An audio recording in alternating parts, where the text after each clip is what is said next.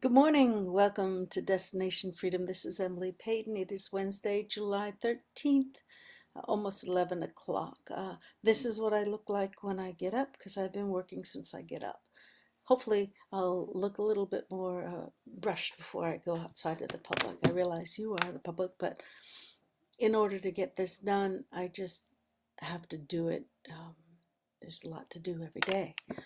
So let's talk about how we are going to do governance. Let's first look at what's happening today.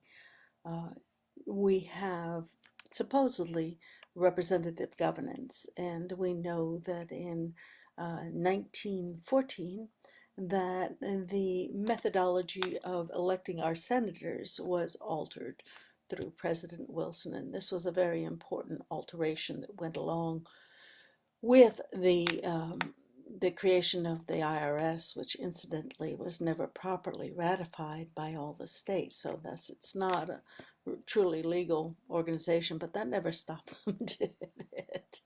And also, of course, in 1913, Wilson, just before Christmas, created the Federal Reserve, which undermined our Constitution, which gave only Congress the right to coin and regulate money. Now, hiding the Federal Reserve under a under a name that looked like it was a federal government, and even with its appointed board, it is nonetheless a private banking cartel.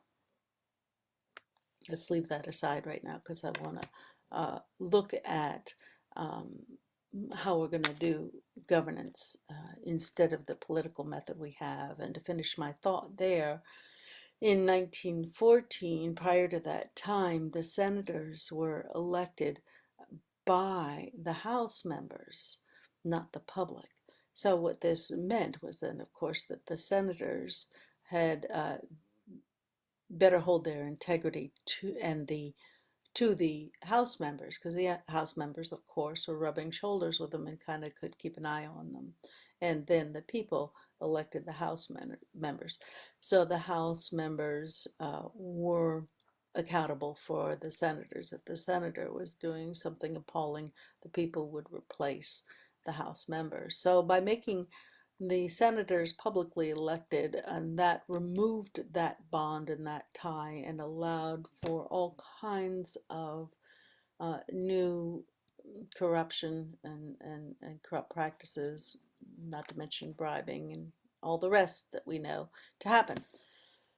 So where we're headed in freedom, we have the problem today where we have people who get into office and just stay into office, and they get into office by means of having the press, which is wholly owned by the corporate elite, cover and promote certain characters. Not to mention, additionally, the abrogation of proper vote counting when we left uh, the the the voting up to machines, a Dominion machine. So let's just all agree that uh, the system that we have now is not bringing the peace and prosperity and unilateral prosperity, health and well-being that it could if it was operating properly. So let's look at a different way to do self-governance.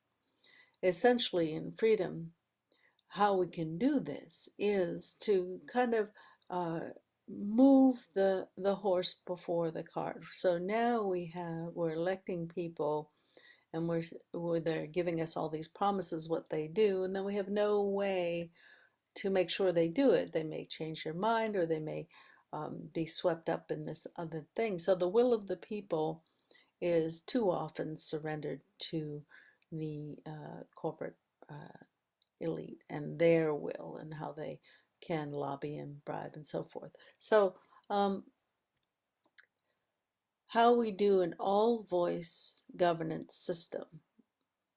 We will still have a republic. However, what we will be doing is we will have the public, the people, you and me, everybody, be able to view, look, and involve themselves in describing the work that our representatives will carry out. What will this look like? You will go to a place or write a proposal. You will go to a place online that you can write a proposal, or you will be able to write a proposal and then have it uploaded. It will be put into the category that it speaks to: education, energy, so on and so forth. And your proposal will be there as an anonymous contribution for everybody to see and to vote up. We only need to be able to vote up. We don't need to be able to vote down, because uh, the ones that are voted up the most will come to the top. We'll be able to translate them in different languages. We'll be able to look at them, and we'll be able to offer amendments. And again, when we are all allowed into the envisioning of what we want for our country, what we will find is that the universal needs of the people will be expressed through these proposals quite succinctly. For example, we will likely see proposals that say, we want clean air, we want clean water, and let's say there's a, just for the sake of this this envisioning what I'm talking about, let's say you put up a proposal that says we will invest such that all of our lands become organic and remove all chemicals, so that our health and well-being as a nation improves. You put that proposal in with the um, with the support of the people, it becomes voted up to one of the top proposals in that category. So we have a period of time, likely a year or maybe even 2 years, where these proposals are, turn on the light here, where these proposals are made, and they are voted up. At the end of a period, we can call this an election period or a votable period, can be likely a year, could be 2 years. Then we take the top sets of proposals, leaving aside the ones below, and we decide whether it's the top 5 across the board, top 10 across the board. That's to be determined. And then we could implement another stage where we ratify these through a hard vote on a piece of paper, so that we have two means of making certain that these are true expressions of what the people want. And then we have another stage of a month long where we select the representatives to fulfill the specific proposals. So instead of having a whole set of career politicians, we do away with that, and rather we have the specific experts who will either run the team and who will be empowered by a budget that we again vote up and down to give them. So we've gotten our set of proposals that we the people want to implement, that we all contributed to, that are the priority. Then the next step is to select the individuals who will lead those to happen. So we have much shorter than an election process time. We have, say, a month, where each of these proposals that are going to be enacted are attract candidates to lead them, and they post their credentials, their reasons, their video, and so forth. And again, we do the same thing. We vote up. We don't need to vote down. We just vote up the ones that we want, and within their candidacy, if you will, or their within their profiles, or their within what they're offering to say why they can do the job, they will describe a budget that they need and what they will use it for. We will have a little method of voting up or down that budget, so we can vote up a budget for implementing these different things. So at the end of a month, we will have the right representatives to fulfill our what the dreams and visions and policies that we the people come forward to that we want. This whole idea of all voice governance gives democracy a new depth, gives representation a new boundaries and proper boundaries.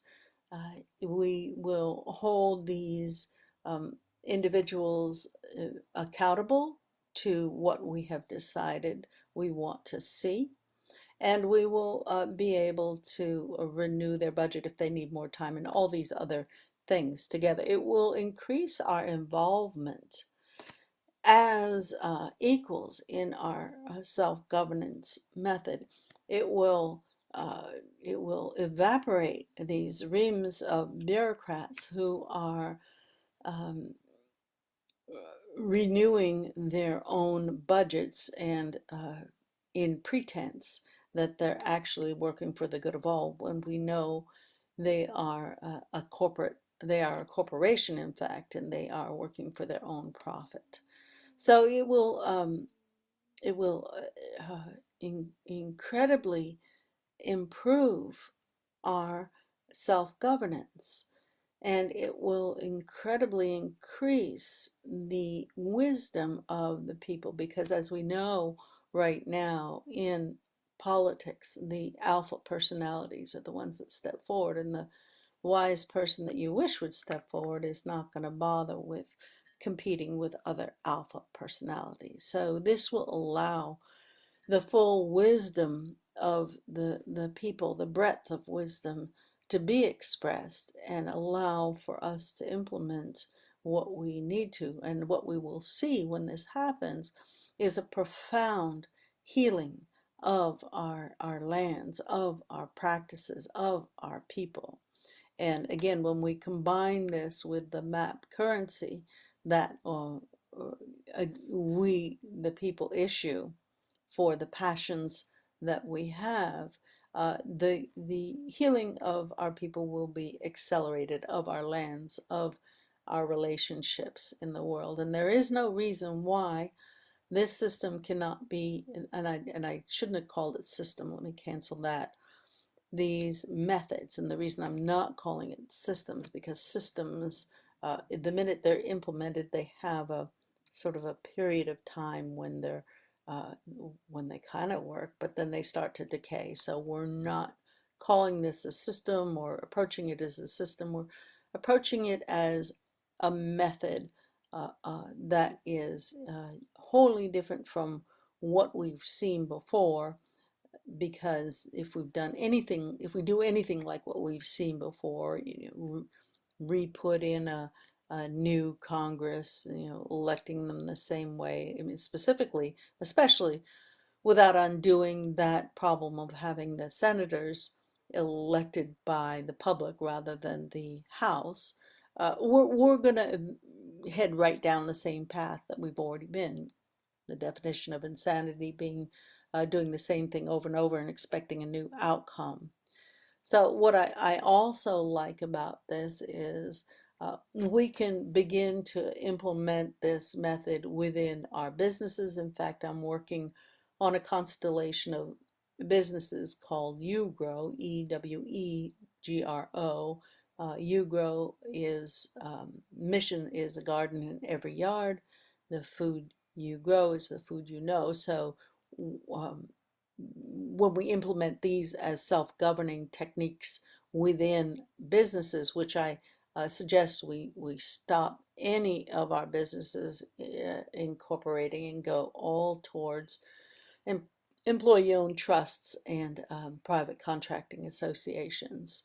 Um, so when we implement these within our communities, we can do it without any need to confront the existing system, because confronting the existing system or fighting or confronting is never going to get us to the movement into prosperity, peace, harmony, and freedom as a natural order that is that we have the potential to reach at this time now, like we never have before. Thank you for joining me. It is, oh, it's almost in 1 minute. It's going to be 11/11 on July 13th in 2022. And I wish you all the best of the best. Remember to imagine the feeling of being free. That is very, very important as you go to sleep, because it is our thoughts that are going out into the living ethers that are creating the future we want. So remember, while you're paying attention to all the craziness that's going on, to give room in your thinking and pondering for the peace you wish. It is now 11/11. I love that number. Okay, bye-bye for now.